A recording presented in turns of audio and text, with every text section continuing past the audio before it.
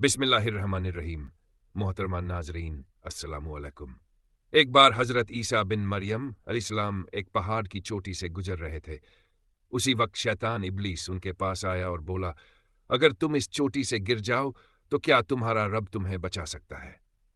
हजरत ईसा अलैहिस्सलाम ने फरमाया, हाँ, मेरा रब हर चीज पर कादिर है, वह मुझे बचा सकता है।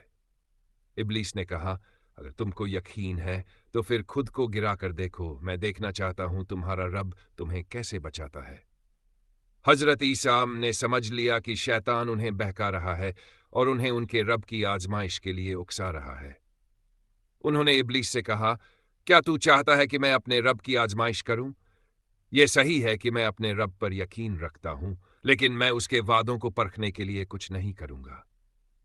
कुछ वक्त बाद इब्लीस फिर आया और बोला, तुम तो खुदा हो, क्योंकि तुम मरे हुए को जिंदा कर देते हो, गैब की बातें जानते हो। हजरत ईसा अलैहिस्सलाम ने उसकी बात काट दी और कहा, तू झूठा है, मैं सिर्फ अल्लाह का बंदा हूं। अल्लाह की इजाजत से ही मरे हुए जिंदा होते हैं और वही मुझे गैब की कुछ बातें बताता है।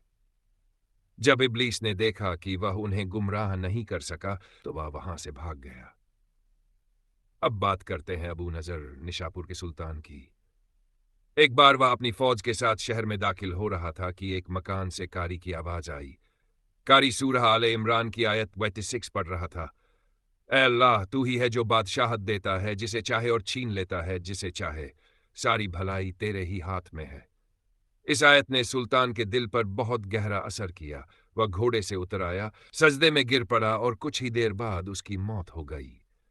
उसके एक दोस्त ने ख्वाब में उस कारी को जन्नत में देखा और पूछा, तुझे ये मुकाम कैसे मिला? कारी ने जवाब दिया, मैं तो गुनहगार इंसान था, मगर अल्लाह ने मुझ पर रहमत की, क्योंकि मेरी आवाज से एक सुल्तान को अल्लाह की याद आई और उसने तौबा कर ली। अब बात करते हैं अंतकिया नाम के एक शहर की। यह शहर बहुत बड़ा था और इसके लोग बहुत गुमराह थे। वे सितारों और मूर्तियों की पूजा करते थे। अल्लाह ने इन्हें सही रास्ता दिखाने के लिए 2 नबी भेजे, मगर लोगों ने उनकी बात नहीं मानी। फिर एक तीसरा नबी भेजा गया। तीनों नबियों ने मिलकर लोगों को अल्लाह की तरफ बुलाया, मगर सिर्फ 40 लोगों ने उनकी बात मानी। बाकी लोगों ने नबियों को सताया, मारा और जुल्म किया। उन्होंने उनके मानने वालों को भी कत्ल किया। इस शहर में एक नेक इंसान था, हबीब नज्जार। वह छिपकर नबियों पर ईमान लाया था। वो लकड़ी का काम करता था और अपनी कमाई का आधा हिस्सा गरीबों में बांटता था। जब उसने देखा कि लोग नबियों को सताते हैं तो उसने अपनी कौम को समझाया, इन नबियों की बात मानो, ये तुमसे कोई इनाम नहीं मांगते और सीधे रास्ते पर हैं। क्या मैं उस अल्लाह को छोड़कर दूसरों की पूजा करूं जिसने मुझे पैदा किया?